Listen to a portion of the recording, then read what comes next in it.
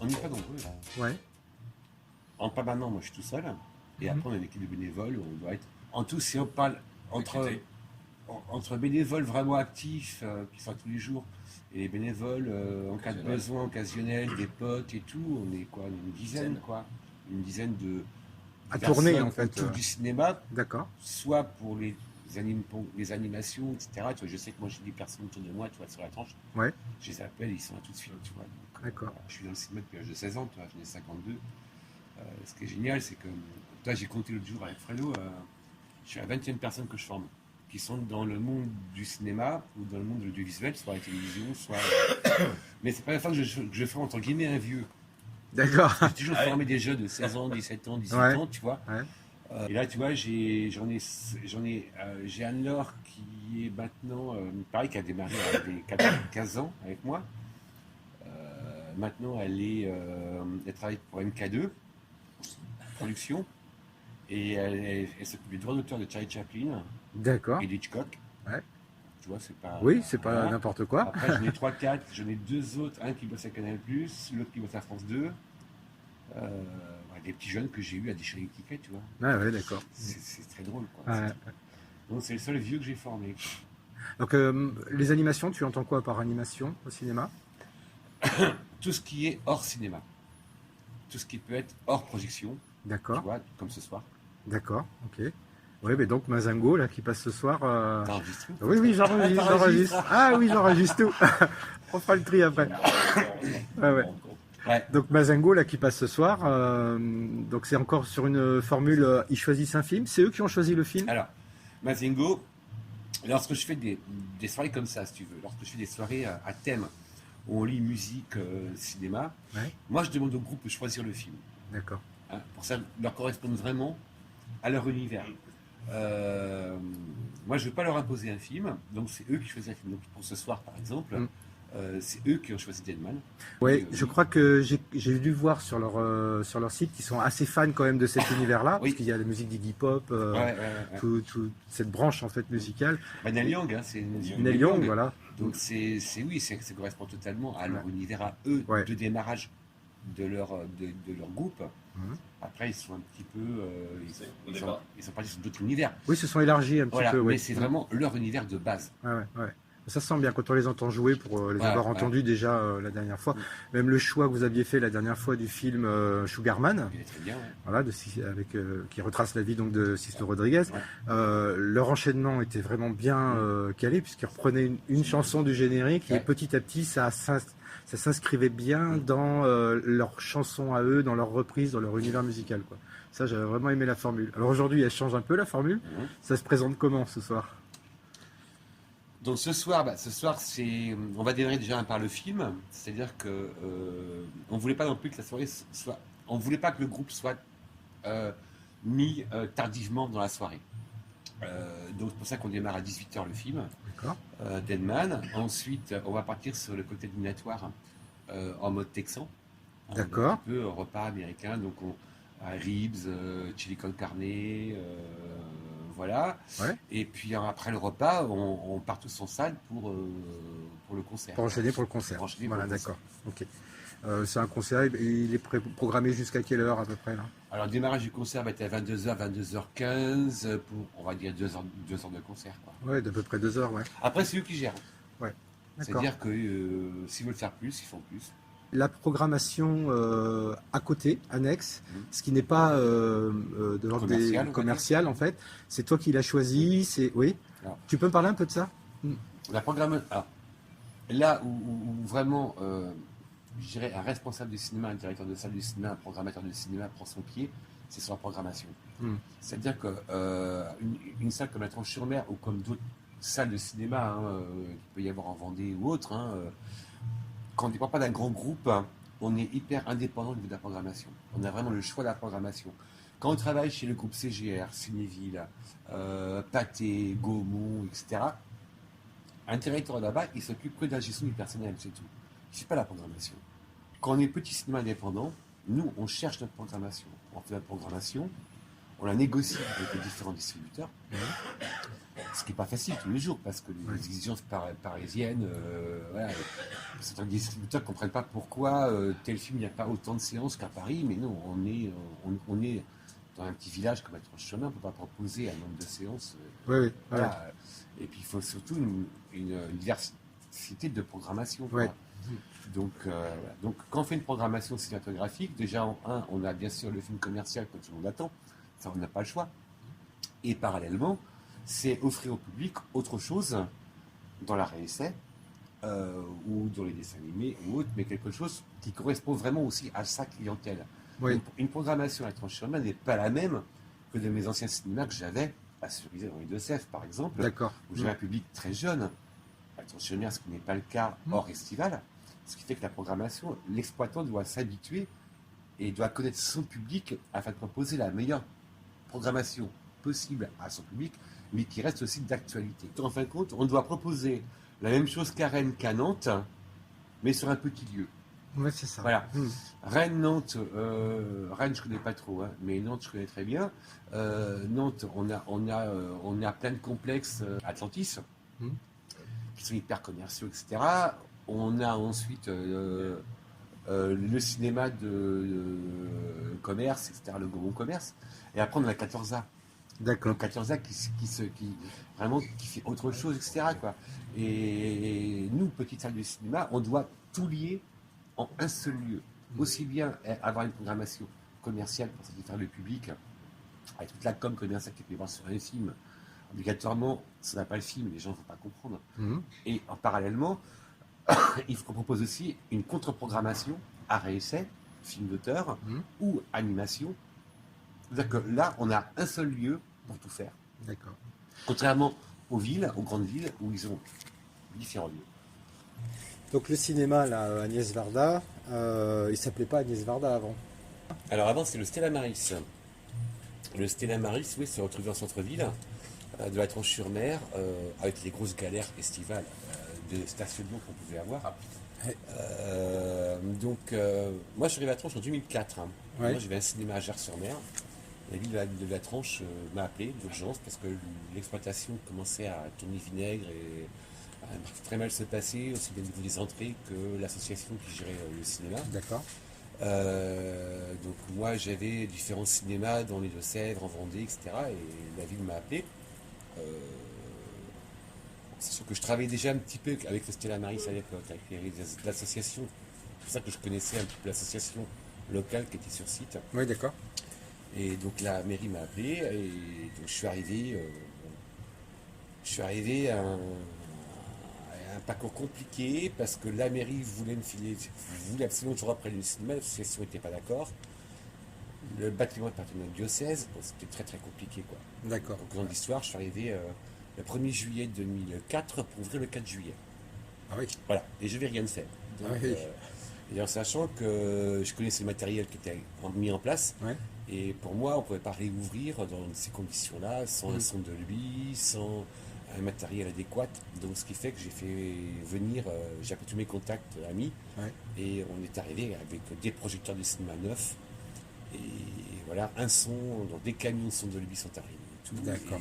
J'ai des potes qui m'ont aidé en 4 jours à tout faire, une programmation, changer le matériel, et ça a été une nuit blanche pendant 4 jours, et on a ouvert le 4 juillet 2004. Sacré travail, ouais. Non, c'est un challenge, c'était génial. Ah bah oui. C'était absolument génial, quoi. Et tous les distributeurs ont joué le jeu, tout le monde a joué le jeu, la programmation a joué le jeu, tout le monde a joué le jeu, etc. On avait un pari à tenir et on l'a tenu, quoi. D'accord. Et tu es resté combien d'années en fait installé là-bas 2004-2010, 6 ans. Ah, 6 ans, oui. 6 ans, c'était la Maris. Après, il y a eu le projet de Varda, donc celle de ce nouveau bâtiment. Oui. Où là, il y avait une étude pour refaire le Stella Maris en état, pour essayer de revoir si le Stella Maris était viable. Mais il y avait beaucoup trop de travaux, quoi. C'était pas possible. Et puis, il y avait pas de parking, il n'y avait rien. Donc, il y avait un problème aussi de stationnement, etc. Et donc le quartier des Floralies était idéal pour d'où le projet après, du pôle culturel, ça de spectacle en face, le cinéma, pour vraiment créer un lieu culturel dans l'espace des Floralies. Oui, les deux projets se sont inscrits dans un même projet. Ouais, en même temps. D'accord. Avec une création architecte sur sur les deux bâtiments, quoi. Ouais. Donc les cours architectes, on voulait absolument que ce lieu s'intègre dans le parc floral. Oui. Donc même si c'est bourré de béton, mais on a Il y a un toit végétal, végétal. Ouais. et lorsqu'on arrive de la rue là-bas et qu'on arrive et on voit ce bâtiment, il est magnifique, quoi. Vitré avec le toit végétal, ça se confond un petit peu dans la forêt. Voilà, Ça gâche pas le paysage, oui. Voilà, tout Oui. à fait. Contrairement à certaines choses, ça c'est personnel, qui se sont fait C'est sur pas les un tranches. cube, mais c'est pas un cube. Voilà, là c'est pas mal. Ouais, oui, effectivement, ouais. Donc depuis que le nom Agnès Varda, qui a choisi, comment ça s'est passé le fait que le cinéma s'appelle Agnès Varda? Alors, Agnès Varda, donc les bâtiments sont municipaux, la gestion est privée par moi. Il fallait trouver un nom. Donc, moi j'ai eu différents noms, j'ai eu différents contacts. Je ne vais pas vous dire un peu l'historique, mais Oui. c'était pratiquement fait, quoi. D'accord. À la base, le cinéma devait s'appeler le Subway. Ok. Donc voilà, inauguré par un réalisateur Oui. qui a fait le film Subway. Bah oui, Donc, voilà, Luc Besson. qui était OK pour venir et tout. Et puis petit à petit, après, on a un petit problème. Enfin, on avait un petit. Subway, on est quand même bon. À part le Grand Bleu, à part. C'était hyper commercial. Et par rapport à moi, ce que je voulais faire dans l'esprit cinématographique, s'appelait le Subway. Au début, Oui. c'est moi qui l'ai mis en place au début, Oui, le oui, nom, hein. oui. Et puis au fur et à mesure de voir la construction, etc., je dis, T'as senti que ça allait pas avec ta ouais. sensibilité. Ça va avec le ça- bâtiment, Hum, l'architecture. ouais. Par contre, ça va pas avec la sensibilité de ce que je voulais faire. Hum. Donc on a commencé à chercher, en collaboration avec le maire de l'époque, parce que obligatoirement, vu que c'est les lieux municipaux, donc etc. Oui. Et puis on a chacun fait sa liste de son côté. D'accord. Et le seul nom qu'on avait en commun, c'était Agnès Varda. On l'a appelée. Elle était heureuse comme tout quand on l'a appelée. Ah ouais. Donc voilà, donc elle est inaugurée et on est resté en contact très longtemps, quoi. Elle nous appelait tous les mois pour savoir comment ça allait. Elle aimait dire c'est mon cinéma. Ouais, ouais. Et voilà, et à chaque fois que j'allais à Paris, j'allais chez elle, rue Daguerre, la voir et tout. Et voilà. Donc ça a dû être une émotion particulière, parce qu'il me semble que tu as organisé une soirée lors de sa disparition. Oui, tout à fait. Oui, Hein oui. Qu'est-ce que vous aviez projeté comme film d'Agnès Varda? On a projeté les plages d'Agnès, D'accord. qui reflètent vraiment sa vie, quoi. Ouais, ouais. Voilà. Et puis, non, c'est quelqu'un qui m'a toujours touché, quoi. Ah ouais. Donc, et qui restait humble et qui, de surcroît, nous appelait régulièrement pour savoir comment ça se passait, si ça allait bien, etc. Ouais, avoir des nouvelles, ouais. Ouais. Ah, d'accord. Très bien, alors là, bon, sans transition, je vais te reparler du groupe de ce soir. Mhm. Cette rencontre là avec Alexis et enfin, le groupe Mazingo, Oui. elle s'est faite comment? Si tu peux m'en parler un petit peu, Ah bah, ça fait longtemps. sans rentrer dans des petits Mais non, détails. je connais très bien. Bon, un des musiciens, Alexis, je connais très bien son père. Donc Ouais. voilà. Donc le papa d'Alexis, Nicolas, est producteur de cinéma, donc j'ai connu dans ce cadre-là. Donc là, en fait, il y a toujours un lien, même. En Ah fait, oui, hein, il y a toujours un lien. Toujours, Ouais. toujours. Après, moi, Nicolas, Alexis, je l'ai vu jouer dans sa chambre à Paris, voilà, sous les toits, voilà, et sans savoir qu'un jour, moi j'ai connu, il avait 14 ans, quoi. Donc, je pensais pas qu'un jour il serait chez moi en train de jouer, quoi. Donc, Ça, c'est un petit peu les petites farces de la vie, quoi, en fait. Ouais, Hein, des parce qu'on rencontres, rencontre des des rencontres, personnes et des rencontres, avec ouais. le temps, les gens grandissent, c'est pas les mêmes générations. tout à fait. Et du coup, vous vous Voilà. rencontrez sur le Mais cinéma. on a fait quoi. des soirées à la maison où il jouait la guitare et c'était déjà c'était absolument génial ce qu'il faisait, quoi. Et là, quand ils ont monté le groupe Mazingo, c'était obligé, quoi. Déjà, j'adore la personne, j'adore sa musique, j'adore comment il joue.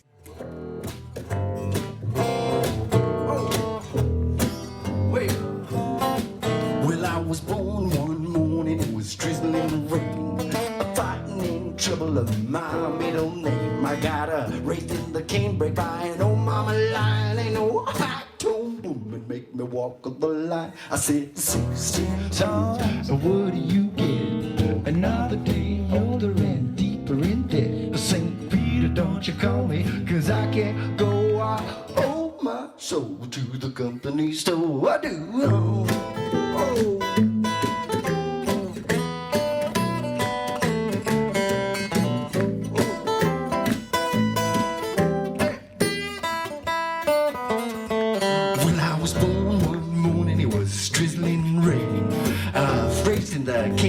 Hey, hey, hey. I was right fist divine and another one of steel. If the right one don't get you, then the left one will. Et puis Mazingo, pour moi, c'était évident. Le jour où le groupe, où vous montez un groupe, fait quelque chose, Ouais. nous, on sera toujours là. Quoi. Ouais, ouais. Il y a cette notion de spectacle vivant là au cinéma Nesvarda, donc ça t'y tient, Ouais. c'est quelque chose qui te tient à cœur. Mm. Est-ce que ça a été tout de suite bien accepté en fait par... Tout de suite. Oui, d'accord. Tu as pu mettre en place assez facilement. Immédiatement, et en plus, le public a suivi. On n'est pas dans une grande ville, hein, donc tout le monde se connaît ici. Ouais. Donc il y a une confiance qui se crée. Mon public a confiance en moi, j'ai confiance en mon public. Donc ce qui fait que je sais très bien qu'il y a des choses que je ne peux pas leur proposer, parce que ça ne passera pas. Mais vraiment, quand je mets en place quelque chose, je pense à ce qu'eux, ils veulent, ils souhaitent voir. Et Mazingo ou autre, Quentin, mon copain qui fait du handpan, etc., Oui. que j'ai fait venir aussi en spectacle. Arriver à le cinéma, c'est dans notre genre de ville, on ne doit pas être que salle du cinéma. Le cinéma, c'est un lieu d'échange, de rencontre, De proximité. de proximité, et obligatoirement, ce lieu-là, on a l'outil scénographique qui est là, mais il ne doit pas y avoir que ça. Ouais, ouais. Il doit y avoir l'échange aussi. Et Ce qui permet l'échange fait d'ailleurs partie, d'établir un lien entre le public et son cinéma en fait. comme une soirée débat sur Ouais. un thème. Ouais. Là, on est sur de la musique, mais lorsque une salle de cinéma peut accueillir un film, un spectacle et un repas, c'est une soirée complète, quoi. Ouais. Et les gens, ils sont preneurs de ça. Ouais, ils sont preneurs, Ils attendent de ouais. ça. Ils attendent ce genre de manifestation. Ouais, tout à fait. Ah, c'est très bien, mettre ça en place dans un lieu qui a d'abord une histoire et puis en même temps, bah voilà, tu sais parler de cette passion-là en fait, parce qu'on sent bien que c'est une passion. T'es pas juste un gestionnaire, t'es passionné du cinéma. Gestionnaire, il faut l'être. Il faut l'être. Gestionnaire, il Bah faut oui, l'être. bien sûr. Ouais. Mais voilà, mais après. Mais elle n'a de raison d'être la fonction de gestionnaire que parce qu'il y a cette passion du cinéma derrière. Ouais. De toute façon, on n'aime pas le cinéma, on n'aime pas le public, on ne tient pas salle du cinéma. Ouais. C'est clair. Ouais, tout à fait. Les horaires sont tellement contraignants, c'est tellement compliqué, c'est une vie, hein. Tenir un cinéma, c'est une vie, hein. C'est une passion. Hein. C'est pas pointer à faire 9h, 9h, 12h, 14h, 18h, quoi. Nous, c'est tout le temps, quoi. Ah ouais, C'est ouais. du 7 sur 7, quoi. Ah ouais, Donc, c'est un si mode de vie. Si on n'est pas passionné, Ouais. on arrête tout, quoi. C'est pas la peine, quoi. Bah écoute Stéphane, je te remercie de m'avoir Bah, y a pas de accueilli. souci, hein. Et puis vive le cinéma avec le spectacle qu'on De toute façon, on va s'éclater. Voilà, très très bien. Merci.